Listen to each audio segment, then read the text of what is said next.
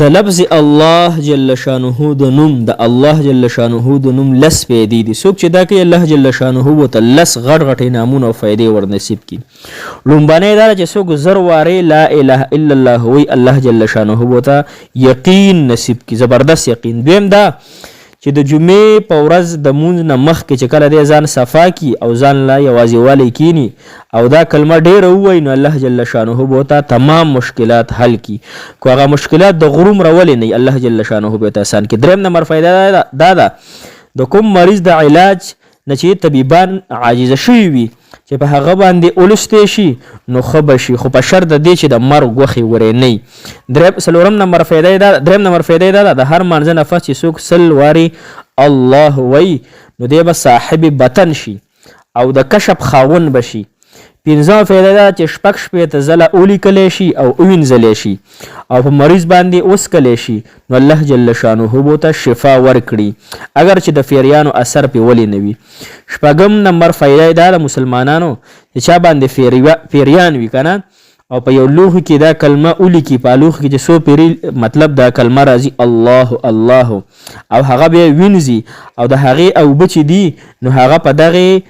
انسان باندې وسکي نو کو شیطانان به مسلط او کو فیریان به مسلط الله جل شانه به وسوځي. اومه فایده دی الله د لفظ اومه فایده دا ده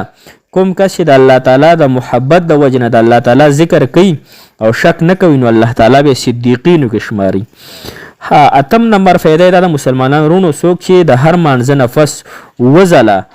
الله الرحمن الله الرحیم الولی الله الرحیم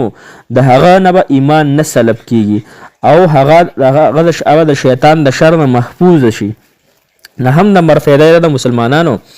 کوم کس چې زر وارې یا الله یا هو یا الله یا هو څوک چې زر وارې روزانه دا لولي نو د هغه ته به الله جل شانه د زړه ایمان او معرفت پر مضبوط کړي.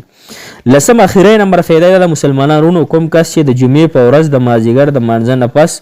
مخ په قبله باندې کیني او تر ماښامه پورې یا الله یا رحمان الولی او بیا د الله تعالی نه کومه دعا غواړي نو الله جل شانه به ورته ضرور ورکوي. د الله جل شانه د نوم چې دي دا لس فایدې دي نو تاسو خپلې کوئ روزانه د الله جل شانه نوم دغه طریقې سره وایي الله جل شانه به انشاءالله تاسو د لس قسمه اعزاز او کرام درکړي ځکه چې د الله جل شانه دا ذاتي نوم دی او د دې دا معنی ده چې دا ذاتي نوم دی معبود برحق یعنی د الله تعالی نه ما سوا بل معبود چې دی دا نشته حقیقي صرف الله جل شانه دی. نو دا مسلمانانو دا وظیفه د الله نوم چې دا دی لس خواص لس فایدې دا روزانه وای انشاءالله الله جل شانه به تاسو دغه ټولې فایدې در نصیب کړي. جزاک الله خیره.